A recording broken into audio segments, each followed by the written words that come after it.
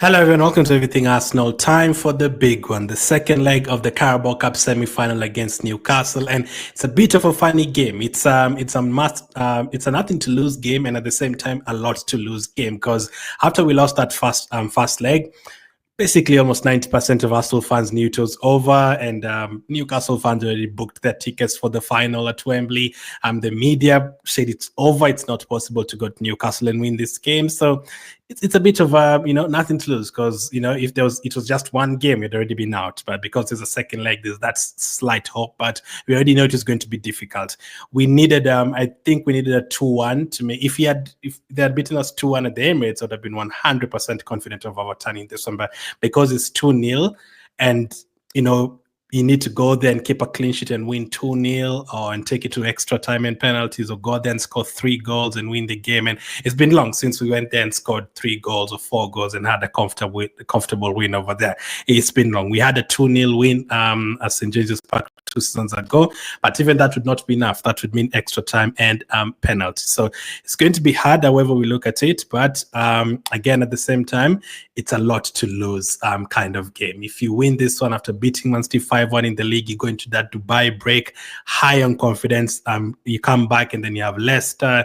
We'll be playing West Ham. We'll be playing Man United.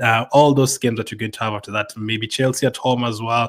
We are going to go into those games confident, and we'll know, hey, listen, we have a Wembley final to look up to and look ahead to, sorry. And then Premier League still 6 or 9 points behind Liverpool, and then you're still in the Champions League awaiting the draw.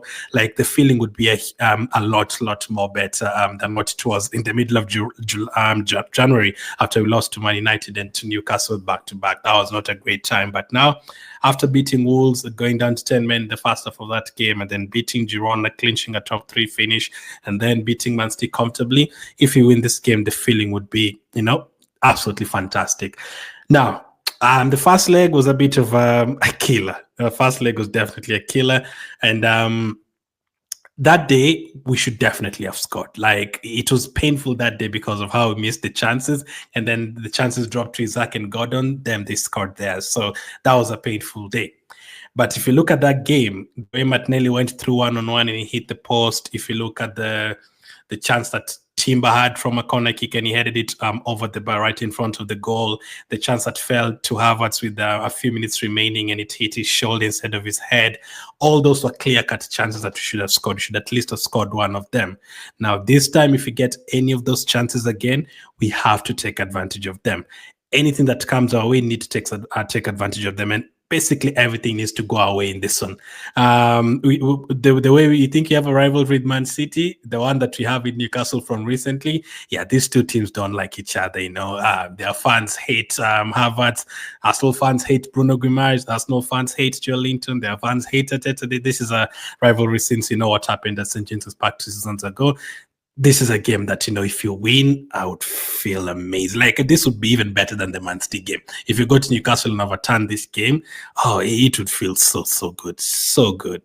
But a lot of things have to go your way. You need to score early in this game, put pressure on them.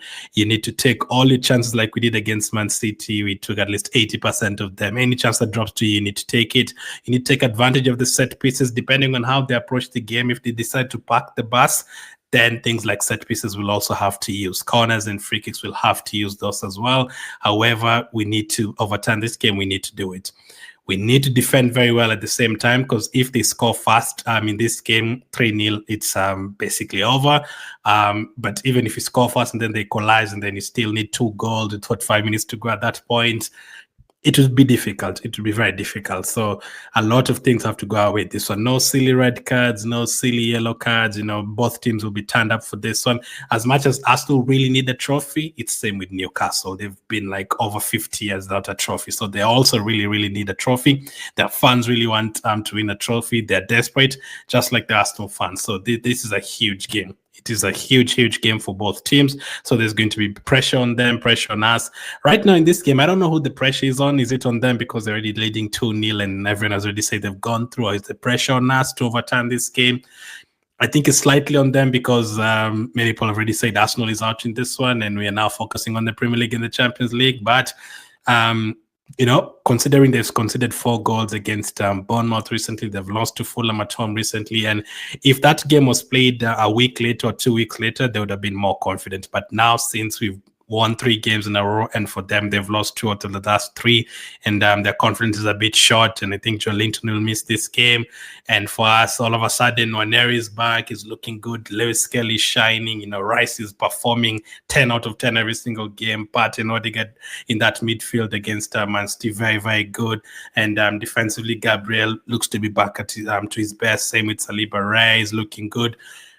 We don't have too many forward options, and we didn't sign anyone in January, but the ones that we have, they have to turn up. So Nwaneri, Martinelli, Trossard, Havertz, Sterling, whoever plays in the first half, whoever plays in the second half, we need all of them to take their chances. We need the assists, we need the goals, we need Odegaard to chip in the goal or an assist or something. He needs to contribute to this game. If Rice and Partey and Odegaard shine in that midfield and overwhelm players like Longstaff and Bruno Guimaraes, whoever plays, it's advantage, but we also need to take our chances. And last time, Isaac gave Gabriel and Saliba a tough time. Actually, both legs for the Premier League game and the first leg in the Carabao Cup. He scored in both of those games. This time, we need to watch out for him. We can't let him score again. I think we'll need a clean sheet in this game to win.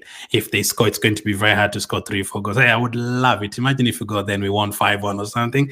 That would feel amazing. But to be realistic, it's going to be difficult because they're also going to be very, very turned up for this one. They're going to be looking forward to this one as well. So it's going to be a very interesting one. Now, we have to go full throttle for this game. We don't have a game this weekend because we're out of the FA Cup. We don't have a game next midweek because we've already qualified in the Champions League. So our next game will be the next Saturday, 10 days after this game against Leicester City. I think it will be the early kickoff on that day away from home. So this is the game that we have to go full throttle. The last time we played Newcastle, it was a bit different. We were playing Newcastle and we knew that same weekend we had Man United in the FA Cup, and then we knew after that we still had to play Tottenham. The very next week, Tottenham at home and Aston Villa that weekend. It was very different. January was very tough for us in terms of fixtures. Right now, we'll have a bit of breathing space after this game. So if you win this game, the feeling will be at the top. If you win this game and go to Dubai having won this game and looking forward to a Wembley final, that would be great. So big one.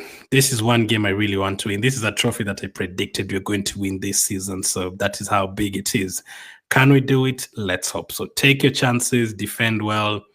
And listen, if you can score 5 goals against Sporting, if you can score 5 goals against Man City, if you can score 5 goals against West Ham, if you can score 4 goals against numerous opponents this season, 3 goals against numerous opponents this season, why not? Why not go there and take the chances and score the chances? Let us do that. Use the set pieces, dark cuts whenever it's needed. Use anything that we can to beat Newcastle. That would be perfect. Which lineup will I go for? Now, it's very difficult. Defensively and goalkeeper, not difficult at all. Let me put it on screen right now, by the way.